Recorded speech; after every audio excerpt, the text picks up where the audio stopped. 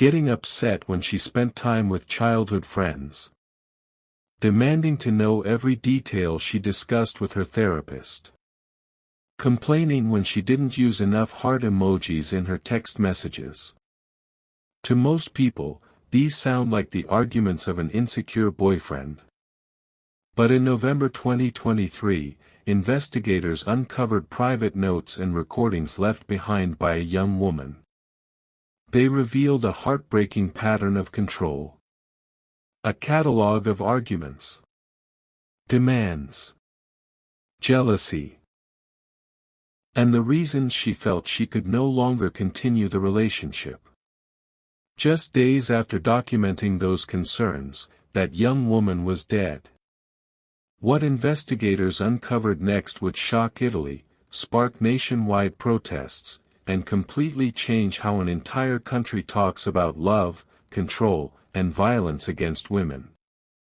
This is the story of 22-year-old Giulia Cecchettin, a brilliant university student whose private warning signs became a warning to an entire nation. Giulia Cecchettin was 22 years old and lived in the small town of Viganovo, near Padua in northern Italy. She was intelligent, ambitious, and only days away from graduating with a degree in biomedical engineering from the University of Padua. Friends described her as kind, thoughtful, and deeply empathetic. But behind the excitement of graduation, Giulia was carrying immense grief. Less than a year earlier, her mother Monica had died from cancer. The loss devastated the family. Yet Giulia continued moving forward. She focused on her studies, supported her loved ones, and tried to build the future her mother would have wanted for her. Everything seemed to be falling into place. But someone close to her was struggling to accept that future. That person was Filippo Turetta, a fellow university student. At first glance, there was nothing particularly alarming about him. He appeared quiet, reserved, and ordinary. The two began dating. But over time, the relationship changed. Every time Giulia tried to create space for herself, Filippo found a way to pull her back. Not through physical violence. Not through direct threats. At least not initially. Instead, he relied on guilt. He became increasingly dependent on her emotionally. He complained when she spent time with friends. He became upset when she did not respond the way he expected. Even small things like message tone or response timing became sources of tension. He wanted constant reassurance. Constant attention. Constant access to her life. Giulia later confided to family members that she felt responsible for his emotional well-being. She wasn't staying because she was happy. She was staying because she felt guilty. The relationship became exhausting. By August 2023, Giulia finally made a decision. She ended the romantic relationship. But because she cared deeply about people, she agreed to remain friends. She wanted to help him through what she believed was a difficult period in his life. She believed she could create healthy boundaries while still supporting him. Unfortunately, Filippo saw things very differently. While Giulia was moving forward with her life, he became increasingly obsessed with the idea of losing her forever. Saturday, November 11, 2023. For Giulia, it should have been one of the happiest weeks of her life. Her graduation ceremony was only days away. That evening, she agreed to spend time with Filippo one final time. The pair drove to a shopping center in Margara. They purchased shoes and a dress for her upcoming graduation ceremony. Later, they stopped at McDonald's for dinner. Witnesses later described nothing unusual. To everyone around them, it looked like a normal evening. Two young people sharing a meal. Planning for the future. At 10:43 p.m., Giulia sent a WhatsApp message to her sister Elena, who was studying in Vienna. The message appeared completely ordinary. Neither of them knew it would be their final conversation. 32 minutes later, everything changed.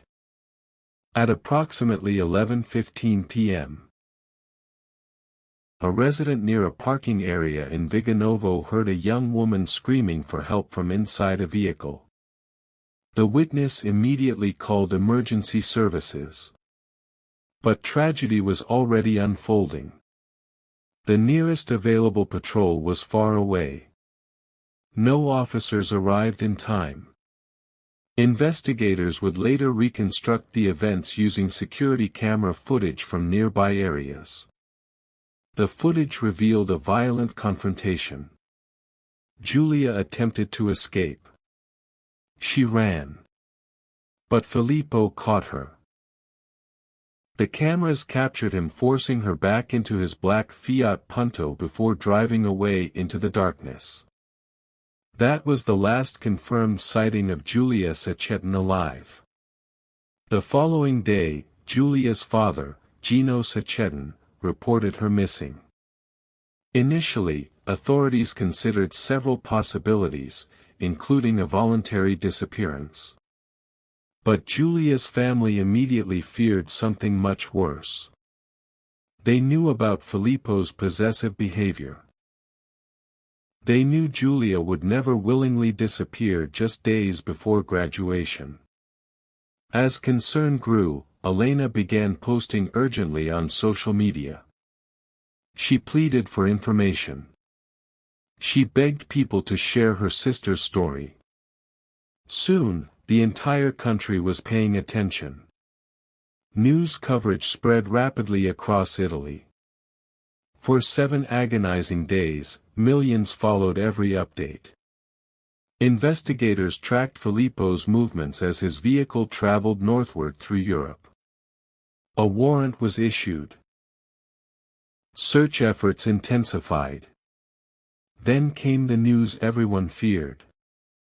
On November 18, 2023, search teams discovered Giulia's body in a remote wooded area near Lake Barsis. The nation was devastated. On the same day, hundreds of kilometers away near Leipzig, Germany, Filippo Turetta's car ran out of fuel. German police approached the stranded vehicle. There was no chase. No resistance. According to reports, he identified himself and admitted responsibility for Giulia's death. Italy received 2 devastating updates in the same moment. Giulia had been found. And her killer had been captured. In many cases, the story ends with an arrest. This one did not. As media coverage intensified, many described Filippo as a monster. But Giulia's sister Elena rejected that idea.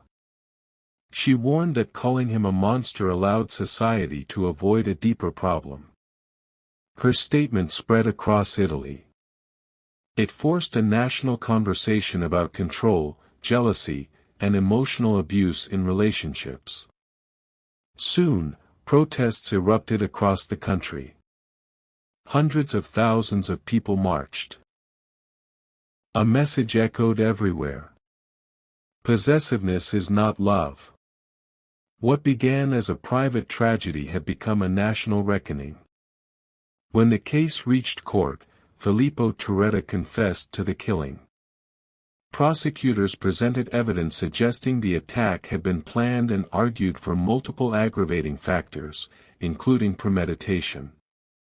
The trial drew massive public attention across Italy. On December 3, 2024, the court delivered its verdict. While not all aggravating factors requested by prosecutors were upheld, the judges concluded that the evidence clearly demonstrated premeditation. Based on that finding, Filippo Turetta was sentenced to life imprisonment. The legal chapter was over. But for Giulia's family, no sentence could restore what had been lost. A prison sentence cannot bring back a daughter. It cannot restore a future that was almost complete. But Giulia's story did not end in silence. Her father, Giulia Cecchettin, dedicated himself to raising awareness about unhealthy relationship dynamics and emotional control. Educational initiatives were launched in her memory. Conversations that were once avoided became unavoidable. Her graduation ceremony still took place without her. Her degree in biomedical engineering was awarded posthumously to her family. A symbol of achievement and loss intertwined. Filippo Turetta believed he could control Giulia's future.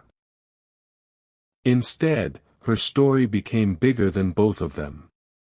A private tragedy became a national movement. And the young woman who should have been celebrating her graduation ended up changing how an entire country understands love, control, and violence.